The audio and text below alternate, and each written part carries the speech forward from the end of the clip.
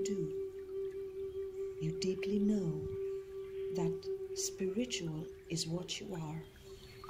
Spiritual is what everybody and everything is.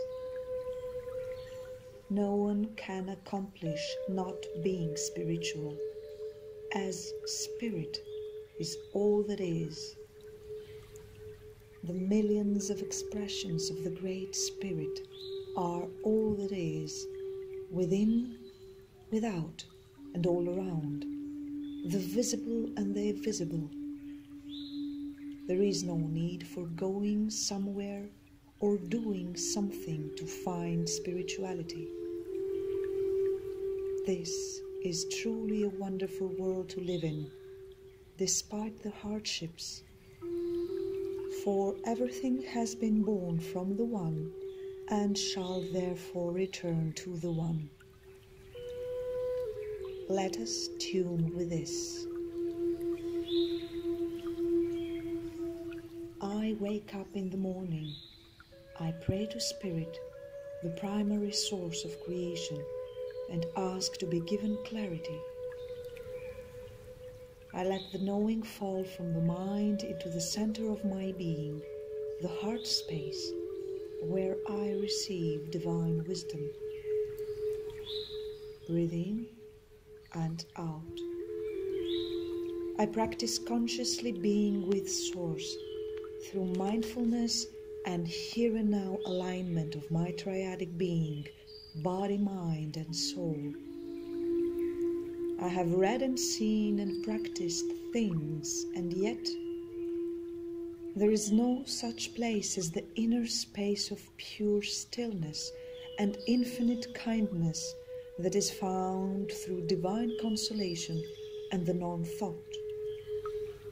The great mystery comes with a grace that moves my being forward. How do I get out of the mental traps of pop culture spirituality? Midday comes. I shall return to the here and now.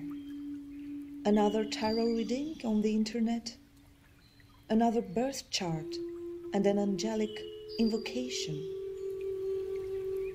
If what I have is my mind, my limiting beliefs, my arrogance, identification with a personality, my mask, what do I get back from invocations? Nothing but my own human shadows. Breathe in and out. I return to my every breath to turn my attention to the physical vessel and observe incoming thoughts and emotions as they appear and invade my field. Feel the touch between my sitting bones and the place where I sit. There are 3 sources of stimuli: my physical body, my only ground, my mental space, and the mental space of others around me, outside indiscriminate forces that move around in and out my field, and the One, divine grace, what has made me, the real me, and all that is. In the afternoon I see the myth. I come back to the mental traps of so-called spirituality. I can't avoid wondering, can a general tarot reading on the internet produce other than shadows and circulate more than existing belief patterns to us, its 1,000 viewers? I have not avoided wanting to know what comes next and control my future. This is the human conditioning. I come back to my mental perception of spirituality. Spiritual is everything that is not visible, right? Thus is my mind, my mental space spiritual as well. Spiritual is everything that has to do with spirits, Thus no mind can produce mental images of spirits, or no spirit can only be feeding my shadows. Then why do I have the option of living in serenity or shadow according to my own free will, if spirits don't have the same option as well? I practice inner stillness, prayer and humility. This is the way. No success guaranteed, but still, I will ground and turn to my physical body and to the egoic observation to kickstart. Breathe in and out. Move your fingers slightly. Feel the gap in between. Bring your hands closer and then further from each other, and come back to your heart space. Now I arrest the mental intrusion. Arrogance is the finest mental intrusion in the so-called spiritual community. As you move away from physical life and simplicity, you search for the luxury of knowing. As much as I turn away from the one, I split my whole in here and there of theories and concepts. The next thing is to find no rest anywhere. Yet another spiritual retreat of calling upon approved names of angels and archangels. Shall I have my Akashic records cleared? Think I need a Reiki, karma, whatever healing? I anxiously spin around the moon like a crazy asteroid because my whole being does not fit these mental concerns. Why do I call them mental? Because they reflect a worldly well-being, a temporary sense of relief, a disguised happiness of grasping the unknown. I fall into despair and anxiety. Maybe I don't deeply recognize that I am a soul and that I can mentally attract as a human a whole bunch of rubbish like this. Have I reached the place of alignment when the mental fuss ceases and divine grace drops like a veil of consolation and tranquility that reminds me of heaven? The evening embraces me. I'll give myself an example. My Chinese, Western, Mayan and African astrological chart all agree that I am a wonderful human mask. I shall experience a magnificent earthly life, building beliefs and fears as everybody around me, constructing an identity that the others will see, being challenged by childhood, adolescence and adult life, being loved and hated the human way.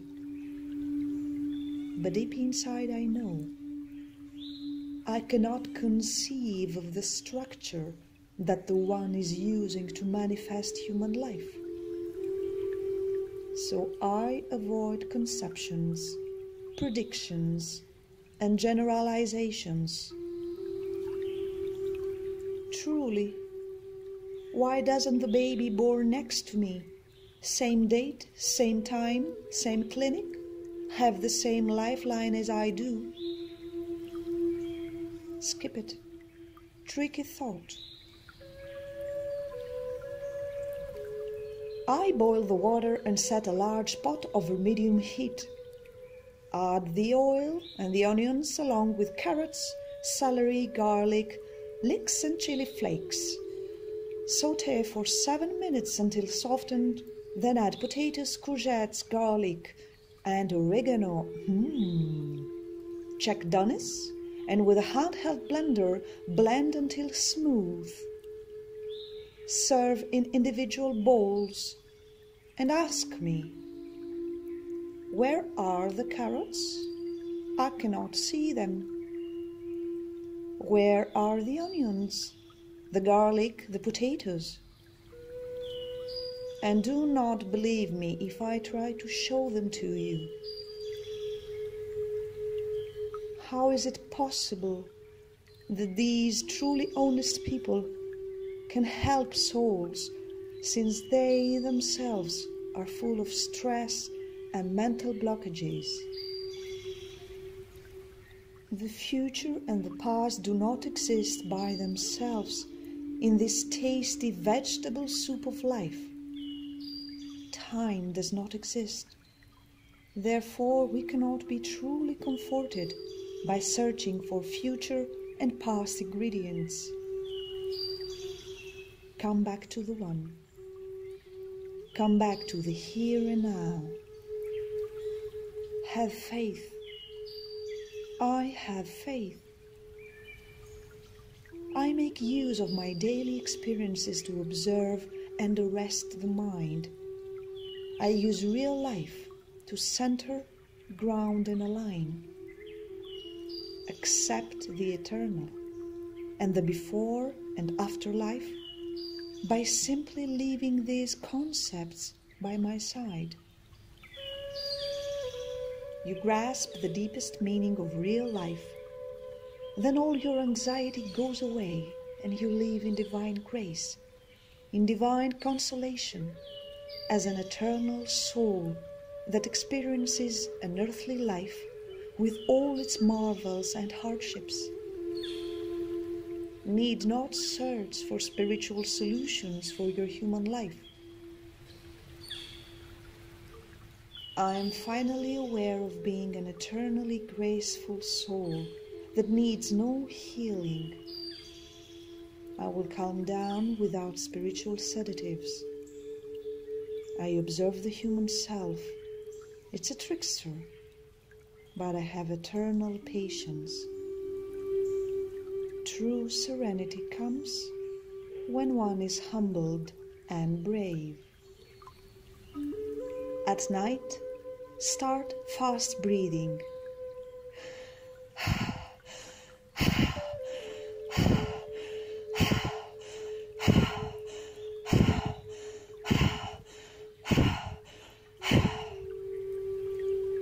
Keep breathing. Breathe in the timeless, the possibility given by the great mystery to humans. Breathe out the ego self. Energy exists, no doubt.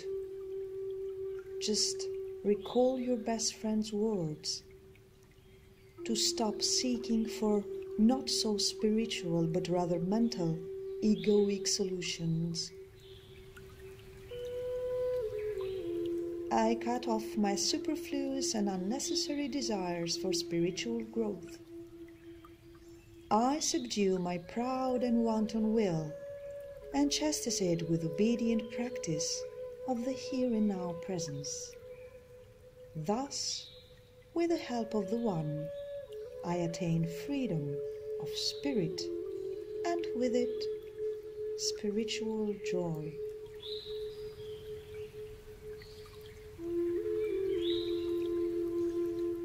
Recognize the character, the personality that is being left behind, falling apart as layers of the onion, bit by bit. No fast solutions, no hocus pocus. I don't attack the human self. I don't feed it either with egoic thoughts and mental traps. Heart prayer to the One for all humans to consciously taste the velvet soup of the timeless. Dear Diary, good night.